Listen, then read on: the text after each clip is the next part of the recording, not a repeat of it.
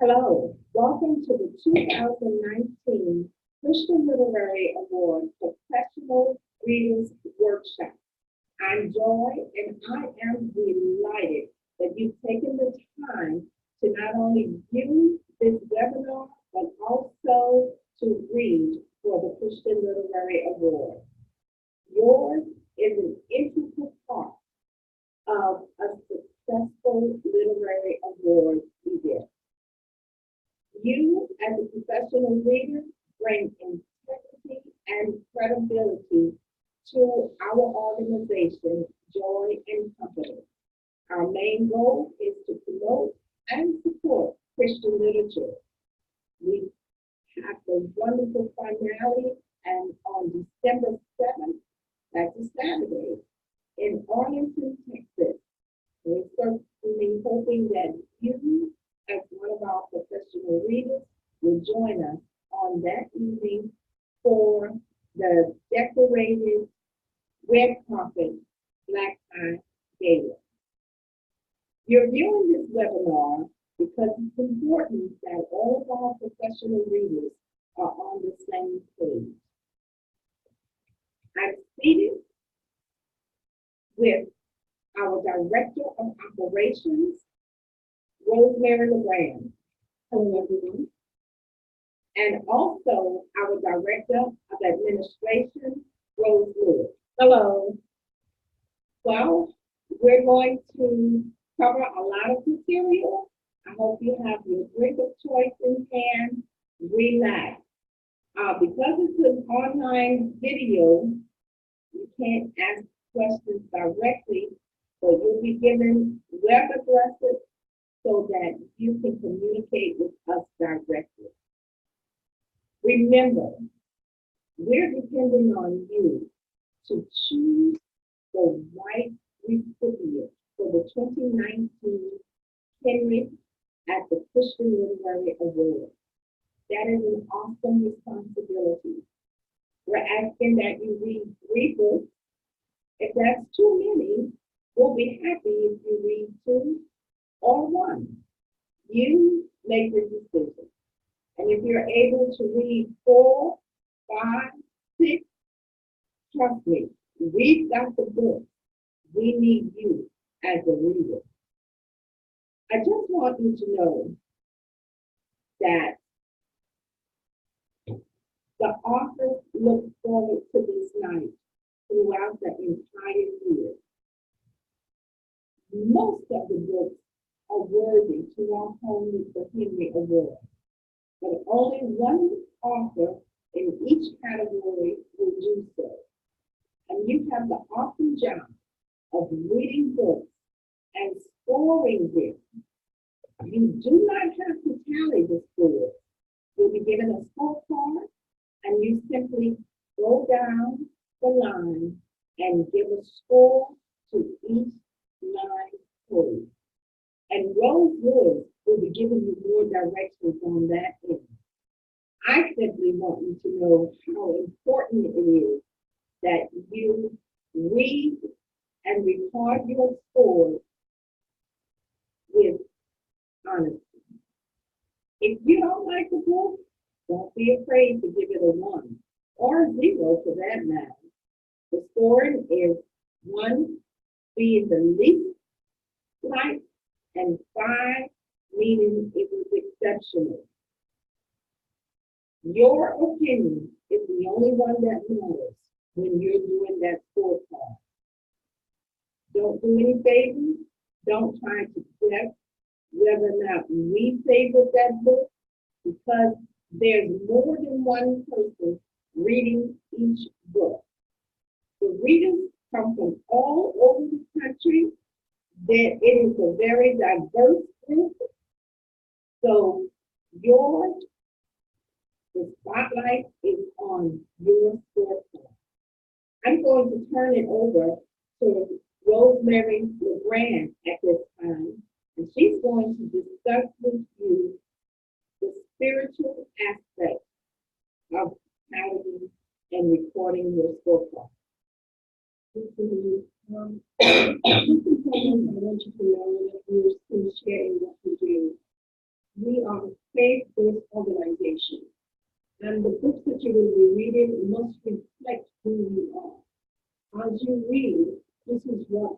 you must look for. Is a faith-based book that promotes Christian principles and living. Now, it's very important. The book should grasp your attention to biblical teachings and standards for living. You must not hesitate to pull out the Bible, your dictionary, thesaurus, in order to determine the credibility of the writer. Make sure that the sentence denotes what the writer wants to convey. That's the word. If the book's foundation, statements, and principles does not line up with the Holy Bible, it should reflect in your story. So don't be partial. Just go ahead and be sincere in your story. Now, as a professional reader, you must have to keep an open mind. Your heart must be as objective as possible. Now, let me go through some information that you should be looking for, and that is very, very important. First, is there a faulty foundation? Does the book point to a closer walk with Christ? Does the book point to the belief of Christianity? Is there a call to healing or deliverance? Because sometimes we read different books. We read testimonials, we read devotionals, we read inspirational. Does it point to deliverance? Be mindful of that. You know, what message is relevant for today? If the book is a hot topic, for example, addiction, politics, etc., make sure that the fact stated is correct. If statistics are quoted, make sure that it is accurate. We're talking about 1999, and then they're looking to 2002. Just make sure that 1999 is what actually happened in 1999. Does the author leave room for the reader to draw their own conclusions, or is the author trying to persuade the reader to the way of their thinking? So you've got to be mindful of that. And the biblical principles applied correctly, make sure that the scriptures that denote in the writing is absolutely correct. That's why I said initially, go to the thesaurus, go to the Bible, go to the dictionary, go to Google, wherever it is, just to make sure that it is accurate. Does the book introduce new revelation, ideas, and thoughts? Now, this can be a little tricky. Make sure that they line up with the Bible. Very importantly, can they back up again with specific scripture? I said that initially. And it is always good to repeat. Is the message clear and concise? Is the author wishy-washy? Because sometimes you will find that. But be honest and be objective. Once again, I'm going to reiterate and say, are the scriptures quoted correctly? Because that is very important. Does the author identify where the scripture reference can be found in the Bible? You know, there are different translations. There are new translations. There are King James. Just make sure that they actually denote where that scripture is found. Does the scripture cite the version of the Bible which I just said? Are there claims cited with either personal experience or credible reference? It is time to read and be able to understand. Is this particularly important in testimonies? In testimonies, you will find that the readers will write, but just make sure that what they are writing is clear and concise. And then you can go ahead and score adequately. Is the story told to bring light to the situation or to give sensation? Sometimes you will find that some books are some books are written to help, but some is for sensationalism. So just be mindful of that.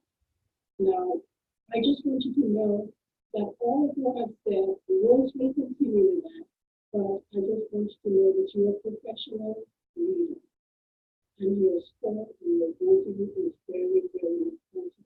Because on the same second, you will be the one that's going to be responsible for the individual that is going to be presented in the family.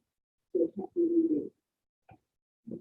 Rosemary gave me quite a handful and a mouthful of things to think about, but they're all valid for the scoring process. One of the things I emphasize too in scoring is to consider the errors that will be made. Errors, we do not want errors that are excessive. And on your scoreboard, it specifically states where the grammar and spelling errors excessive. If you are reading every few pages, that's excessive. It's rare to find a book that doesn't have any errors. It's rare. But we have had some. So if there are no errors, if you didn't find any grammar problems, then you know you have a definite 5. If it's mediocre, give it a 3 or 2 or 1. As Joyce said, 1 is the lowest, 5 is the highest. On some of your questions that you will be going over, it may not be applicable to the book that you're reading, the particular genre. If it's not, just NA it, not applicable. And it won't affect the scoring because anyone reading the book will know that that doesn't apply to that particular book. I'm going to just read a few of the things that you'll be looking for. And Rosemary told you to have happy reading, and that's what we want you to have, because the reading will not only be happy, but it should be resourceful for you.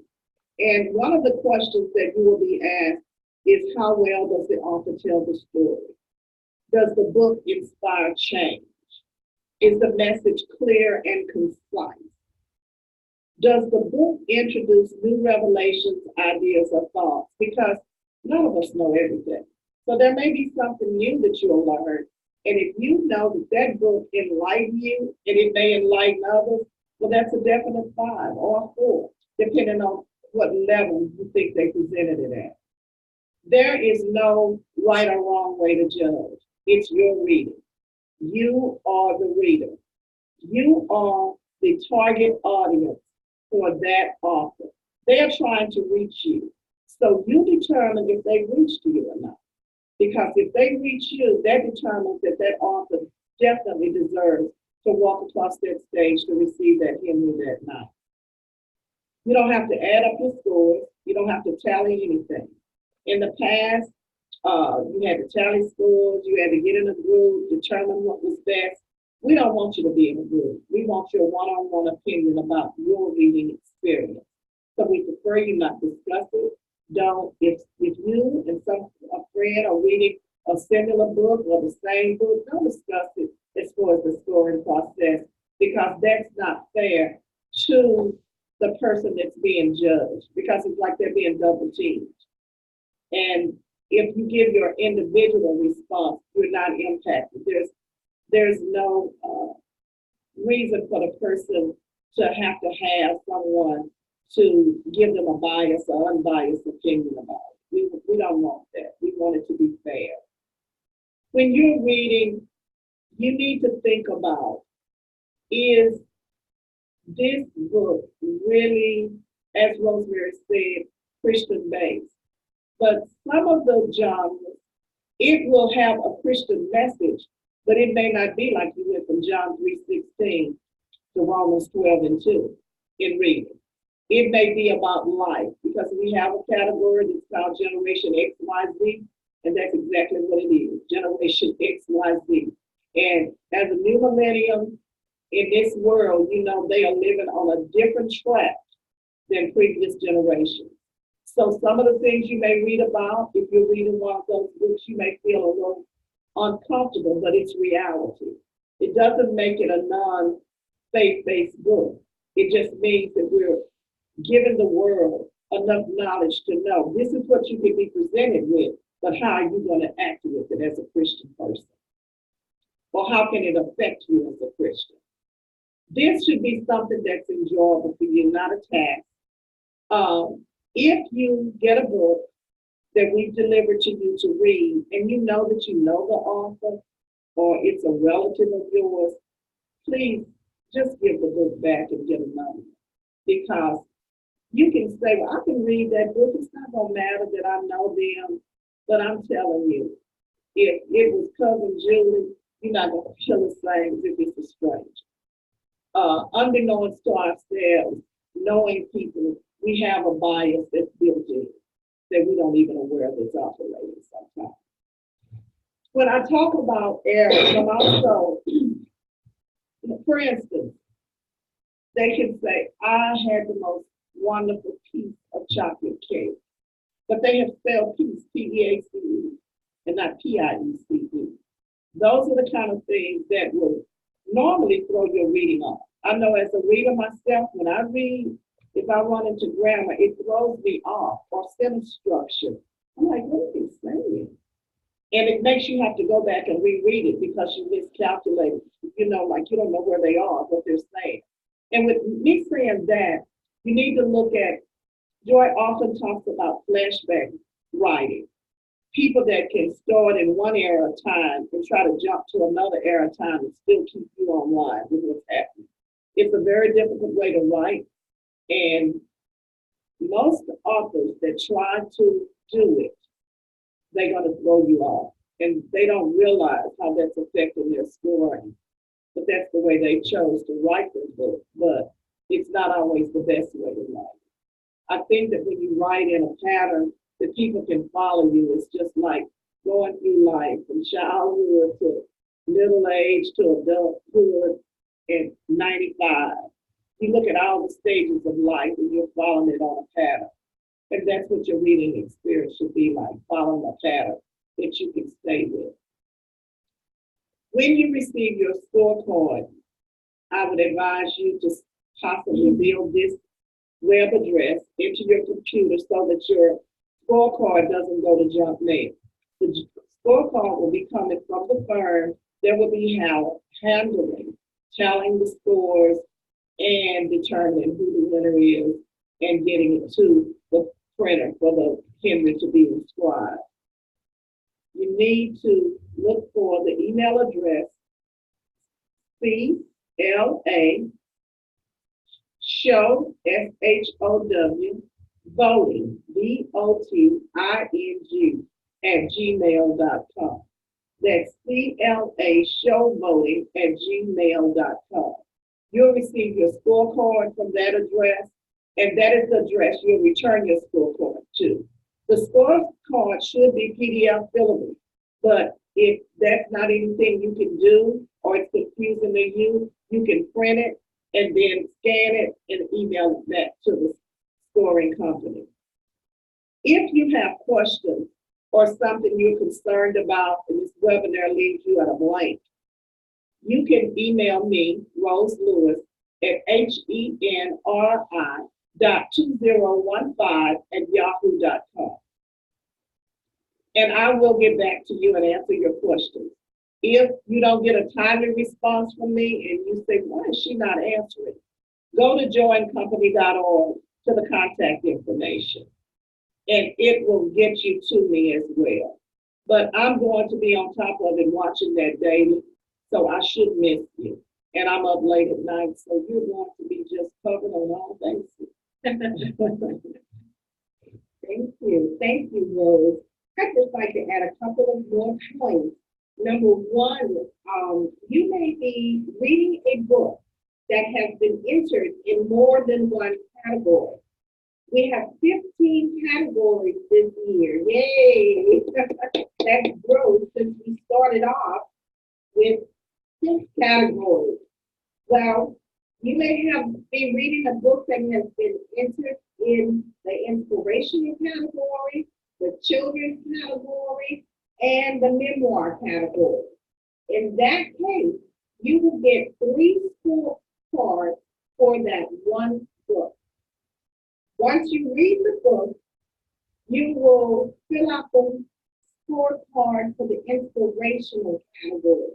So your focus when doing that card is going to be how much did this book inspire me? Was I inspired by this book? And then you'll take the same book and apply it to a scorecard for the children's category. Was this book something that children can relate to? Were the illustrations, fun and lively? So, or it may be entered in the memoir category. Were the recollection of the facts in the book, were they true in real life? So you have to change your mindset to fit the particular category that you're judging the book in. Key point here, we will let you know what category the book you're reading was entered in, and we will give you a scorecard for each category. And yes, remember, this is the Christian Literary Award. There will be occasions, especially if you're reading a testimonial book, where there may be profanity in the book. Use your discretion with them. Profanity happens in real life. Christians sometimes use profanity, or perhaps that person was not a Christian at one point, and they're telling the story of how they became a Christian. So you want to be mindful, is the person using excessive profanity? So the story have been told cleanly. Usually when we get a book that has not been cleaned up, it doesn't make the nomination. So if the book gets to you as a professional reader, that means we've already read the book and have nominated it. But double eyes, it may be distasteful to you. Score it accordingly. Like Rose said, we want you to have fun doing this. We'd like you to read this year and next year. If you know anyone who would be interested in joining you as a professional reader, simply have them contact us. They can go to our website, joyandcompany.org, on the contact page. Or when you get your email from us, there will be a list of all of our names and contact information. Feel free to contact either of us with any questions that you may have. Ladies, any final points or thoughts? I would like to go back to the point Joy was making about getting more than one scorecard. Even though it's rated for a different category, sometimes it may not alter your scoring at all. The book may get the same scoring in both categories. That's okay. Great. It just depends on how different the genres are. Because if you ask the question, how did this inspire you? And the book was a Generation XYZ book, it may not have inspired you, it may have downed you. Mm-hmm. And then that same book is considered an inspirational book or a motivational book. It's going to depend on how the eyes you're looking through it at, as Joy said. Yeah. But don't worry and say, oh, there's too much pressure on me. I just want to read the book and score it. Do that. If reading it doesn't change how you feel about it, if you got the book in 3 categories and you got 3 scorecards, and it means the same to you, that's your reading experience. So score them all the same, if that's what it means to you. Yes, exactly. And if you pick up a book and you just can't get through it for whatever reason, please do not hesitate to give us a call, send us an email. We will gladly swap that book out because there is no shortage of books. We have to have 70, my last count was 78 books read by at least 3 people. So we've got readers all over the country. We'll be happy to swap out a book with you if we can. If you're a fast reader and you went through your stack and you're ready to take on another stack, feel free to do so. The deadline to have all scorecards turned in to the accounting firm is November 15th. Please read your book, do the scorecard, and have those scorecards turned in by November 15th. We certainly hope to see you all on the red carpet on Saturday, December 7th. The doors will open at 4:30 p.m. It is a wonderful event with stellar entertainment, great refreshments. Vendors will be on hand. You'll walk the red carpet, meet and mingle all of the authors whose books you are in the process of reading. And please don't leave without getting a red carpet photo with myself, Rose, and Rosemary, as I almost punched Rosemary out. And I think I gave the names wrong, Mrs. Rosemary. But actually, we're both Rosemary. Yeah. True. She's Rosemary, one word, and I'm Rosemary, two words. But most people call me Rose. Only people that know me from ancient times call me Rosemary. Rosemary, would you like to make a final comment? Yeah, I'm going to make a final comment because I speak a lot about scripture, and sometimes in the fiction and non-fiction, sometimes you may or you may not have scripture because it's a story that's fictitious and it's a story that's real. So look for the depth of what the author is saying and not look for scriptures really in the fiction and non-fiction. Yeah. You could be looking for the message. Exactly. The message that's conveyed is what we're looking for. It may be living out scripture with what they did, but it may not say John 3:16. Yes, yes. And that message is key. You can read a book and there not be one quoted scripture, but is there a message? Is there a message? And one of the things I wanted to say, I want you to know that your lives will be changed. Yes. You see, as you read this book, you may be thinking, okay, I'm reading to school, but you're really reading to build up that spiritual maybe voice, whatever it is that's going on in your life. I'm telling you, you will be this testimony of how that was really, really blessed you. And I would like to recommend that don't wait until just before November 15th to send your scorecard in. If you finish reading that book in September, October, send that scorecard right back because it's better to score it right after you've read it because you don't have to try to rehash or remember what happened. If you score it immediately after you finish that book, just send that scorecard back, even if you're reading other books. As a professional reader, your identity is kept anonymous. So we do not reveal, it is definitely an anonymous position that you have. We want you to come to the awards and join in on the fun on December 7th. We will forward you a complimentary ticket to do so, and we hope that you bring someone with you because it's just a wonderful affair. I am so grateful to you for choosing to be a professional reader for the 2019 Christian Literary Award. I pray that this is a wonderful experience for you and that you will join us as a professional reader again for the 2020 Christian Literary Award, which will be our 10th anniversary, and we will go big or go home.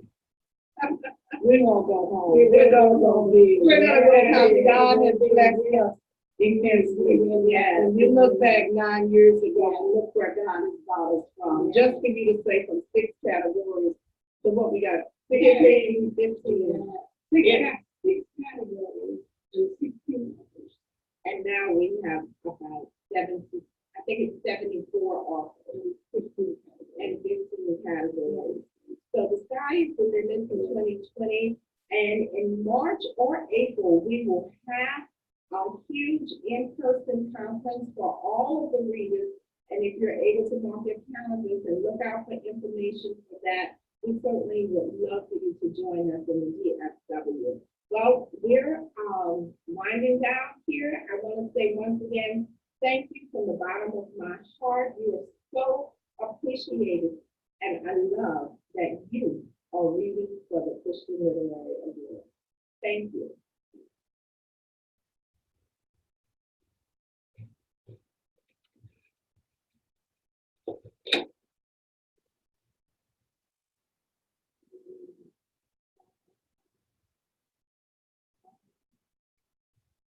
Yeah.